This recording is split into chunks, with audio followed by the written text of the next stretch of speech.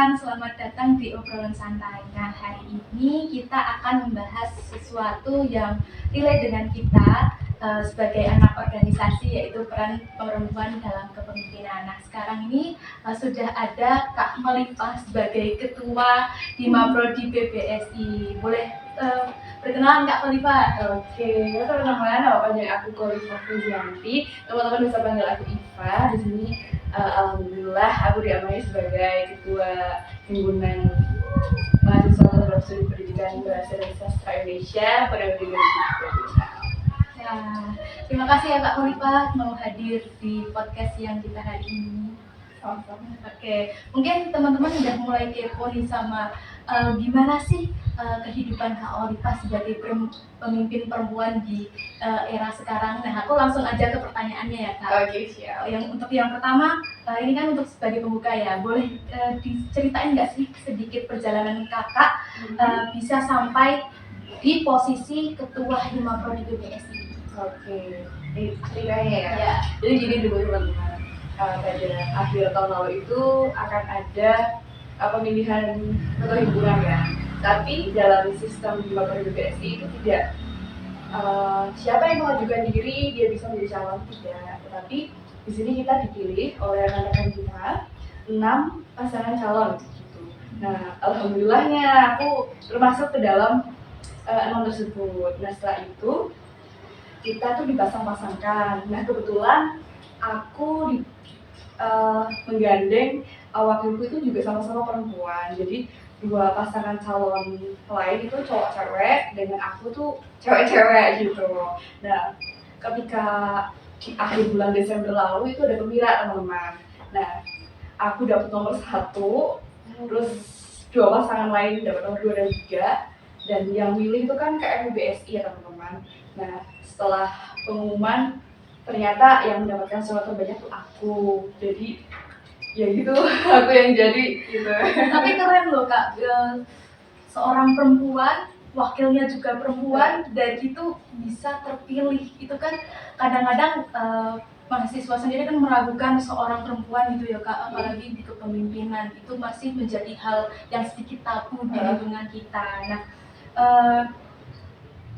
yang seperti yang kita tahu nih Kak, Hima Prodi PBSI itu dipimpin perempuan itu terakhir 2019 ya. Nah, itu apa yang membuat kemungkinan perempuan itu bisa kembali hadir di periode sekarang? Menurut kakak? Dari sudut pandang aku sendiri ya, terkait kepemimpinan perempuan, karena kan semakin apa ya, kita banyak tahun ke tahun, sepertinya kita lebih melek ya, kalau pemimpin itu nggak harus cowok gitu.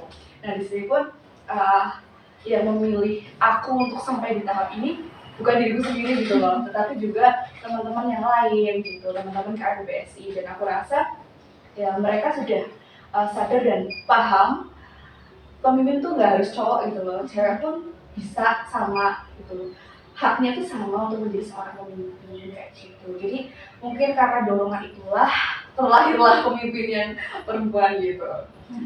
Oke, kakak ini kan hampir menjabat setengah periode ya. Nah, itu ada nggak sih tantangan tersendiri bagi kakak waktu ngerasain jadi ketua yang perempuan untuk memimpin hampir 50 ya? 55, hebat sekali. Gimana Kak tantangannya? Kalau tantangan jelas ada ya teman-teman. Apalagi kan dulu waktu aku jadi staff di prodi sebelumnya tuh, aku ngerasanya tuh cuma ikut-ikut aja gitu. Aku mengikuti orang di depanku, dan sekarang aku yang diikuti gitu ya. Jadi untuk tantangannya sebenarnya ini sih, kita kan di sini aku dan waktu itu kan kayak merangkul 55 orang yang mana sifat dan karakteristiknya kan beda-beda. Jadi tuh aku harus bisa mungkin menyesuaikan dengan kebutuhan mereka gitu. Terus tantangan aku sendiri tuh gini, sebenarnya tuh aku nggak ada batasan antara aku sama fungsionalis yang cowok, apalagi yang angkatan 2025 sekarang. Tapi aku ngerasa mungkin karena aku cewek, jadi mereka tuh agak canggung, nggak seapa ya, nggak sebebas selepas kalau mungkin pemimpinnya cowok kayak gitu. Itu sih. Nah, mungkin karena itu ya Kak, banyak sekali yang meragukan kepemimpinan perempuan. Nah, balik lagi, ini kan banyak bahkan aku juga ngerasain ketika Kak Khalifah ini maju di Pemira kemarin banyak banget yang raguin. Nah, menurut kakak sendiri apa sih keunikan atau kekuatan dari pemimpin perempuan itu sendiri? Oke, kekuatan ya. Sepertinya tuh kemarin yang ragu itu bukan hanya teman-teman sih, bahkan diriku juga meragukan akan hal itu gitu ya. Tapi setelah amanah ini aku emban dan aku sadar bahwa apa ya, amanah itu tidak pernah jatuh ke orang yang salah gitu. Dan menurutku apa sih keunikannya yang di pikiran perempuan itu menurut aku lebih berasa sih, lebih berasa. Jadi meskipun kita mendengar keluhan atau mungkin apa ya, cerita dari fungsionaris lain, dari kadisnya atau yang lain, meskipun mereka bilangnya A, tapi kalau perempuan tuh bisa tahu oh ternyata tuh sebenarnya tuh B tapi dia bilangnya A gitu. Ada sesuatu hal yang mungkin ada disembunyikan, tapi kalau perempuan tuh lebih berasa aja gitu.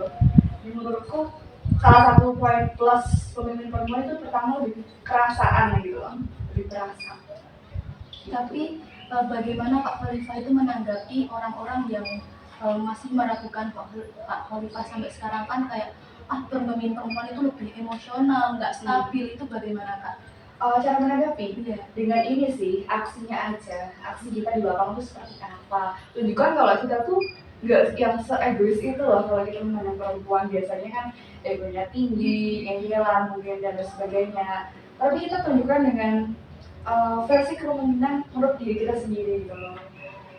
Coba kita tunjukkan kepada halayak. Yang pertama itu pada internal kita, kan di sini kita sebuah himpunan, kita tunjukkan pada teman-teman kalau kita tuh bisa memimpin dengan adil, bisa memimpin dengan apa ya, dengan cara merangkul kayak gitu. Dan dengan hal itulah nanti teman-teman fungsionaris itu bisa, oh ya ternyata Mbak Iva nggak apa ya, nggak sesuai yang seperti aku duga-duga gitu. Soalnya kalau kita mau menjelaskan aku tuh nggak kayak gitu sebenarnya, aku tuh nggak kayak gitu kok, tuh nggak apa ya, nggak akan maksimal dan orang tuh nggak akan percaya kalau misalkan kita kayak membenarkan diri kita sendiri, kecuali orang itu melihatnya sendiri gitu.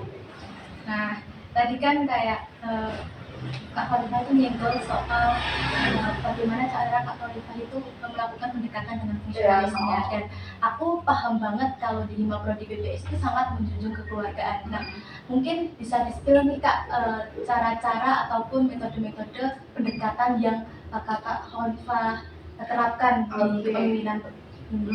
Oke. Di sini kan kita satu himpunan ya, yang mana tuh aku pengen ciptain himpunan ini sebagai sistem yang menganut kekeluargaan kayak gitu ya. Dan caranya dengan apa? Dengan ini sih, kumpul-kumpul, mungkin dengan divisinya masing-masing. Dan nanti aku juga bisa ikut gitu loh. Jadi kumpul tuh nggak harus kita membahas suatu proker atau membahas apapun itu, tapi kita ngobrol santai aja kayak gitu loh. Aku sering-sering nimbrung lah, bonding lah sama teman-teman supaya mereka tuh nggak ngerasa ada jarak antara aku dan teman-teman. Seru banget. Nah, selanjutnya nih Kak, nah selama menjabat itu adakah momen yang berkesan atau justru paling menantang buat Kakak untuk sebagai pemimpin perempuan?